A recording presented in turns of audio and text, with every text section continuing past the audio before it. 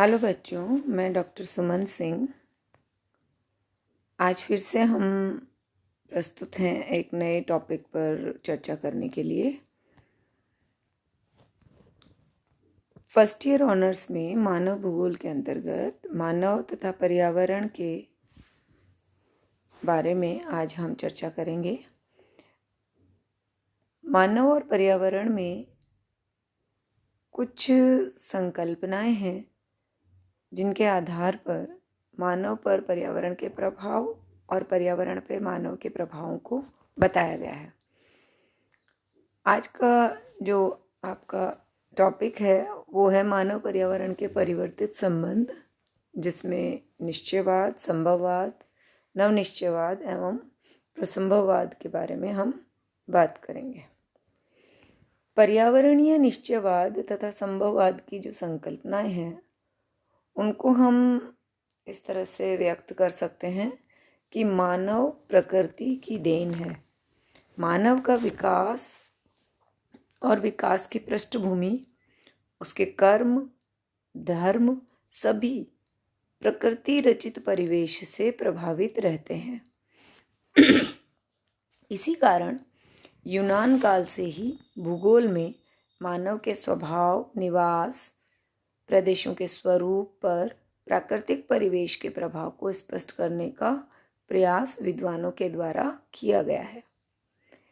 प्रकृति को मानव क्षेत्र के विकास और उसके विभिन्न घटकों जैसे धरातल, जलवायु, संसाधनों पर पड़ने वाले प्रभाव को 18वीं और 19वीं सदी में सुव्यवस्थित स्वरूप देकर नियतिवाद या निश्चयवाद का नाम दिया गया। औद्योगिक क्रांति के उपरांत नवविकसित जटिल यंत्रों और तकनीक के सहारे मानव ने प्रकृति की सामान्य बाधाओं को पार कर अपने अनुकूल परिवेश का निर्माण किया। तो 19वीं सदी में नियतिवाद चिंतन के साथ साथ ही संभववादी चिंतन का भी विकास हुआ। इसके अनुसार मानव के चारों ओर संभावनाओं का क्षेत्र है एवं मनुष्य उसमें से अनुकूल तथ्यों, तत्वों या स्वरूपों के चयन की क्षमता रखता है। अति प्राचीन काल से मानव शरीर रचना, आचार विचार, सामाजिक संगठन, धार्मिक संस्थाएं, क्षेत्रों का राजनीतिक, कृषि, उद्योग एवं व्यवसाय स्वरूप इत्यादि के विकास को नियतिवाद द्वारा निर्धारित होने की बात कही गई। तो आज हम सबसे पहले नियतिवाद के प्रमुख विद्वानों और नियतिवाद की संकल्पना को स्पष्ट करेंगे। नियतिवाद या निश्चयवाद। नियतिवाद के प्रमुख समर्थक विद्वान जो थे उनमें हिप्पोक्रेटस, हेरोडोटस, अरस्तु, स्ट्रैबो, बॉदेन इत्यादि हैं। सबसे पहले बात करें हम हिप्पोक्रेटस की। 460 से 359 बीसी इन्होंने व्यावहारिक पक्ष पर on air, water and places नामक ग्रंथ में कुछ तथ्य प्रस्तुत किए। इन्होंने पहली बात ये कही कि जलवायु, स्थल रूप एवं मिट्टी का प्रभाव यूनानियों की प्राकृतिक संरचना पर, आध्यात्मिक गुण और व्यवहार पर पड़ता है। दूसरा, इन्होंने कहा कि मानव की मूलभूत आवश्यकताएं एवं लक्षण वंशानुसार होते हैं।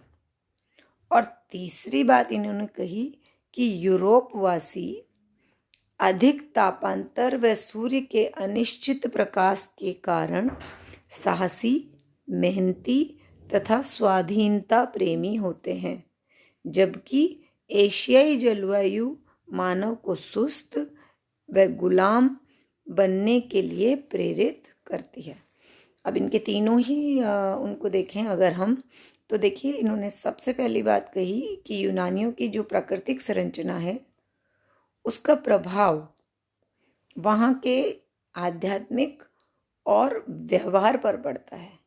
यानी यूनानी लोग जो है वो अन्य क्षेत्रों की अपेक्षा संतुलित व्यवहार के लोग हैं। यहाँ राजनीतिक संगठन, चातुर्यता और कुशलता सभी देखने को मिलती है। दूसरा इन्होंने कहा कि मूलभूत आवश्यकताएं जो भी मानव की होती है, मूलभूत आवश्यकताओं में क्या है, मैंने पहले भी आपसे चर्चा की है। हमारी मौलिक आवश्यकताएं और मूलभूत आवश्यकताएं क्या हैं, वो हैं रोटी, कपड़ा और मकान। अब इनके जो लक्षण होते हैं वो वंश के अनुसार होते हैं। यानी हिप्पोक्रेटस महोदय ये कहते हैं कि प्रत्येक मानव के या परिवार के जो व्यक्ति हैं उनकी जो आवश्यकताएं हैं वो एक जैसी होती हैं। एक वंश के व्यक्तियों की एक जैसी होती है। जैसे दादाजी को जो चाहिए वो पोते को भी चाहिए। अक्सर आप घरों में ये बातें सुनते हैं कि इसकी फूड हैबिट्स यानी भोजन करने की तरीका जो है वो अपने दादाजी जैसा है। या हम लोग ऐसी भी कभी कभी बात करते हैं कि इसके दादाजी को ये मिठाई बहुत पसंद थी तो इसलिए ये पोता भी ऐसी मिठाई को पसंद करता है। लाइक हिप्पोक्रेटस महोदय के अनुसार ये है कि एक वंश के लोग एक ही तरह की आवश्यकताएं उनकी होती हैं और उनकी जो आवश्यकताओं की तरीका जो होता है, जो आवश्यकताएं उनको चाहिए, जैसे जो जो चीज़ें उनको चाहिए वो सारी उनकी पीढ़ी दर पीढ़ी एक जैसी होती हैं।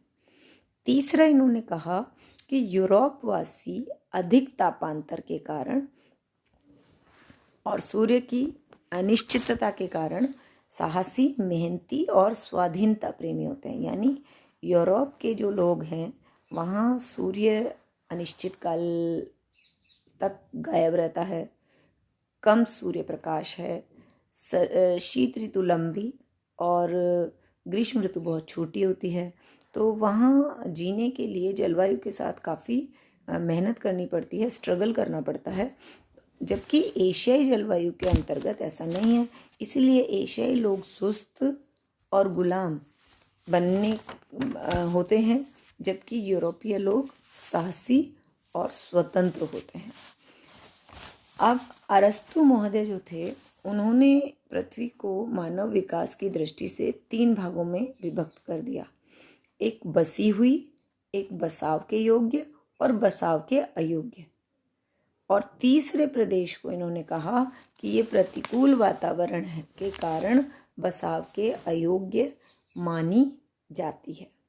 तो ये प्रबल नियतिवाद के विचार के कारण था कि जो भी बसी हुई बस्तियां हैं वो चूंकि प्रकृति ने जलवायु और जीने लायक सुविधाएं दी हैं इसलिए वहाँ बस गई है।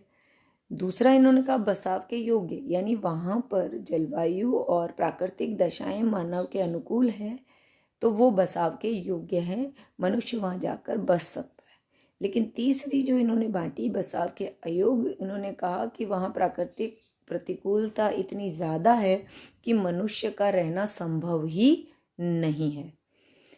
अब नेक्स्ट स्ट्रैबो महोदय जो थे उन्होंने अपने ग्रंथ भूगोल में मानवीय स्वभाव, मानव बस्तियों के विकास, उनके विशेष व्यवहार, आचार विचार और धर्म पर प्राकृतिक तत्वों के प्रभाव को स्पष्ट किया। जैसे जलवायु, धरातल, आपकी स्थिति, मिट्टी आदि का प्रभाव मनुष्य के स्वभाव पर पड़ता है, उसके बस्ती के विकास पर पड़ता है और उसके आचार विचार और धर्म भी जलवायु, धरातल और स्थिति से प्रभावित होते हैं। 16वीं सदी जब आई तो उसके उत्तरार्ध में बोदिन फ्रांसीसी विद्वान ने अपने ग्रंथ रिपब्लिक में अक्षांश, ऊंचाई, जलवायु, कटिबंध आदि के प्रभावों को सांस्कृतिक तत्वों के विकास से संबंधित किया। राजनीति विज्ञान के विद्वान थे मोंटेस्क्यू, उन्होंने भी जलवायु के प्रभाव को स्पष्ट करते हुए बताया कि ठंडी जलवायु के जो लोग होते हैं वो सशक्त, साहसी स्पष्ट वक्ता और कपट रहित होते हैं, जबकि दक्षिण के जो लोग हैं वो वृद्धों की भांति भीरू, शरीर में क्षीण, निरुद्योगी एवं निष्क्रिय होते हैं। इनके अनुसार उपजाऊ देशों में साम्राज्यवाद और ऊसर प्रदेशों में जनतंत्र का प्रभाव रहता है। तो इनके जो मॉन्टेस्क्यू महोदय हैं उनके अनुसार जो उपजाऊ देश होते हैं वहाँ सब साम्राज्यवाद मतलब आपका राजा और प्रजा वाली स्थिति, और ऊसर प्रदेश जो होते हैं, जो बंजर होते हैं, वहाँ जनतंत्र यानी जनता का प्रभाव उन क्षेत्रों पे अधिक दिखाई देता है। अब मध्य युग के उत्तरार्ध में और वर्तमान युग के प्रारंभ में फ्रास्टर-बंधु, कांट, हेम्बोल्ट, रिटर, रेडजल इत्यादि विद्वानों ने 18वीं और 19वीं सदी के पूर्वार्ध में भौतिक तत्वों को स्पष्ट करके नियतिवाद को वैज्ञानिक आधार दिया। यानी इन सब ने मानव और नियति पर अध्ययन करके उसको तर्क सहित आपके सामने प्रस्तुत किया, और नियतिवाद चिंतन की परिपक्वता का श्रेय जो है वो भी हम्बोल्ट, रिटर व रेडजल महोदय को दिया जाता है। हम्बोल्ट महोदय ने अपने अनुभवों से बताया कि प्रकृति निरंतर और शाश्वत है, यानी प्रकृति लगातार चलती है, लगातार परिवर्तित भी होती है और स्थायी के रूप में रुकी भी रहती है, यानी सत्य के रूप में है। इन्होंने भौतिक परिवेश की शक्तियों को मानव शक्तियों से अधिक सबल माना है। इनके सुविख्यात ग्रंथ कॉस्मस में ये लिखते हैं कि सामुद्रिक प्रभाव ही फोनिशियन नाविकों की बढ़ती शक्ति का कारण था। ये हम्बोल्ट महोदय जो थे वो कठोर नियतिवादी नहीं थे। इन्होंने मानव की आंतरिक और बाह्य प्रेरणाओं को जलवायु संबंधों से स्वतंत्र बताया।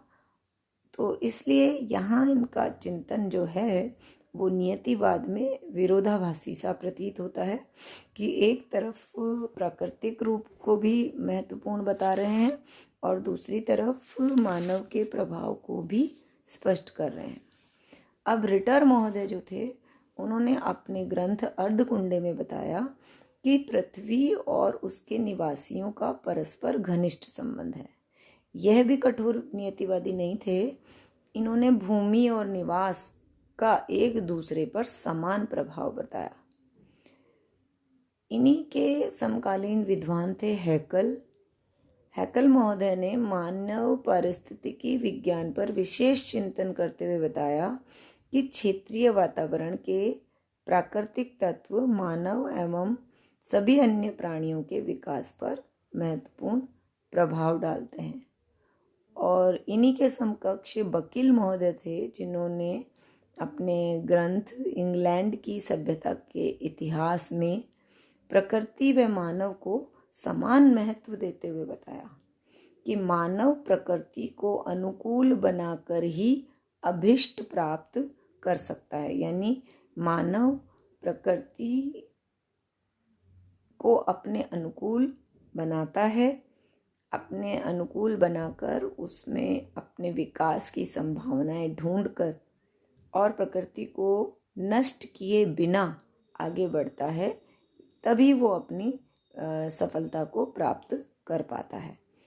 20वीं सदी के प्रारंभ में कठोर नियतिवाद के समर्थक थे डिमोलिन्स, रेडजल व कुमारी सैंपल। डिमोलिन्स महोदय कहते हैं कि समाज का निर्माण एवं विकास मात्र प्रकृति या वातावरण से ही होता है। यानी मनुष्य का प्रभाव कुछ भी नहीं है समाज के निर्माण में, केवल प्रकृति ही ये निर्धारित करती है कि वहाँ का समाज कैसा होगा। लीप्ले महोदय के अनुसार प्रत्येक मानव समुदाय एक निश्चित वातावरण में निवास करता है। इसी प्रकार रेडजल महोदय ने पहली बार मानवीय भूगोल के नाम से भूगोल को अलग पहचान दी। इन्होंने अपने ग्रंथ मानवीय भूगोल में स्पष्ट किया कि भूतल पर मानव का वितरण प्राकृतिक शक्तियों के द्वारा ही नियंत्रित होता है। इनके अनुसार हमारी बुद्धि, संस्कृति एवं सभ्यता की उपलब्धियों की तुलना एक चिड़िया के स्वच्छंद उड़ान से नहीं की जा सकती। इसकी तुलना तो एक पौधे के तने से की जा सकती है, क्योंकि हम सदैव पृथ्वी से आबद्ध हैं। मतलब यह है कि जैसे चिड़िया आकाश में स्वच्छंद उड़ती है, उस पर कोई रोक टोक नहीं होती, ऐसे मनुष्य नहीं हो सकता। मनुष्य पौधे का एक तना है और पौधे की जो जड़ है वो जमीन में होती है। तो इनका कहना था कि मानव अपना मस्तिष्क आकाश में चाहे जितना ऊंचा क्यों न उठा ले, तथापि उसके पैर सदा ही जमीन पर टिके रहेंगे और उसकी धूल धूल में विलीन होगी। यानी हम चाहें जितने विकास कर लें, हम चाहें जितना अपने नई नई तकनीक्स को आविष्कृत कर लें, लेकिन हमारी जो पहचान है या हमारा जो अस्तित्व है वो भूमि पर ही रहता है। यानी धूल हमारे लिए बहुत हमारे जीवन में बहुत महत्वपूर्ण स्थान रखती है और अंत में धूल में ही विलीन होगी का तात्पर्य है कि मृत्यु के पश्चात हमें प्रत्येक धर्म में मानव को चाहे वो जलाया जाए, चाहे वो दबाया जाएगा, लेकिन वो धूल में ही वापस विलीन हो जाना होता है। तो इन्होंने इसीलिए कहा कि उसकी धूल धूल में ही विलीन होगी। अब कुमारी सैंपुल थी, जिन्होंने नियतिवाद की अंतिम और महत्वपूर्ण विद्वान थी। इनका जो ग्रंथ था उसका नाम था भौगोलिक परिवेश के प्रभाव।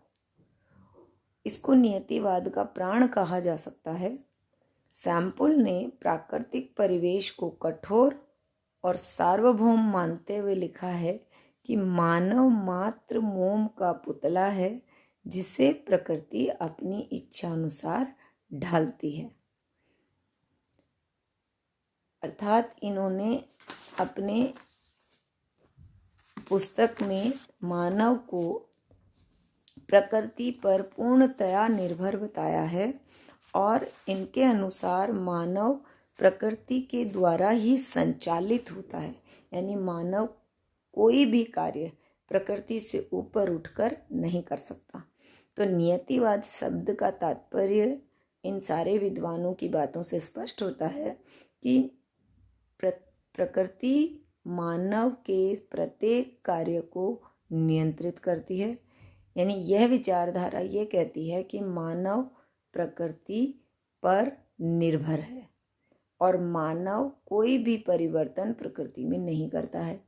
एक दो विद्वानों को छोड़कर सभी विद्वानों ने इस बात पे जोर दिया कि मानव के प्रत्येक कार्य पर प्रकृति प्रभावी है और प्रकृति से बढ़कर या ऊपर उठकर मानव कुछ भी नहीं कर सकता।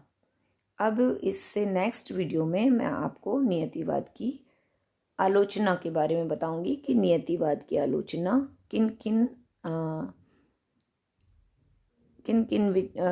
तत्वों पर हुई, किन किन मुद्दों पर नियतिवाद को गलत ठहराया गया और नई विचारधारा का विकास हुआ। धन्यवाद।